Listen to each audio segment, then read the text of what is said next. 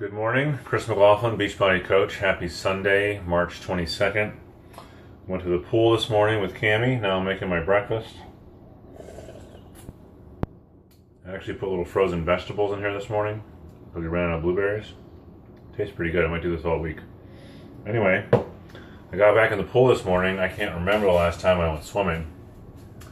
I definitely need a new suit because the one I have is a couple years old and it's a little too big now. And my goggles still work, and Cammie can do a flip turn now. And I ended up swimming 2 laps underwater, like without breathing. Pretty proud of that. So I want to tell you about my favorite workout. It's one thing. It's interesting to get back into the pool. Usually, that used to be my thing I would do when I was trying to get back in shape. I would start with swimming, and now I'm in good shape, so it's kind of weird to go swimming when I'm not already exhausted and poor cardio health. So I started out, my favorite workout is the Scrambled Square 1000. So it's 1,000 yards, 40 lengths of a 25-yard pool. And what you do is, there's like 3 levels of difficulty. The Scrambled Square 1000, the 1,000 part is 1,000 yards. The scrambled part is you do 200, 150, 150, and then back up 50, 100, 150, 200. And the square part is that you breathe a square of the number of laps in that swim, which is the same as you breathe for that lap, the number of laps in the swim. So it's like 8 breaths for every lap of the 200, 6 breaths for every lap, average. You can kind of move them around a little bit, but like six breaths per lap doing a 150, 4 breaths per lap doing 100, and then only 2 breaths per lap on a 50. So it's like 4 breaths the entire swim. I usually do 1 going down and 3 coming back, or maybe 2 going down and 2 coming back. So that's the squared part. As you restrict your breathing, there's a square of the number of laps, and it's kind of a pyramid descending thing where it's 200, 150, 100, 150, 50, 100, 150, 200. And then so that's the Scrambled Square 1000. If you want to make it even more difficult, you have a send-off of like 20 seconds after the 200, 15 seconds after the 150, 10 seconds after the 100, only 5 seconds between the 50s, and then back up 10 seconds, 15, 20. So I like this workout because it's 1,000 yards.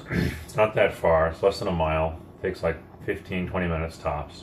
You don't really need a warm-up because the warm-up's kind of built in. You start with the 200, where 8 breaths is almost too much. It's like you don't use them all the first time. By the time you get out of the 50s, you're like hurting. So it builds in some like breath restriction, and then the warm-up's built in, and then as you're going to the smaller lengths, you have to go faster because you can't breathe as much, and your stroke's more efficient.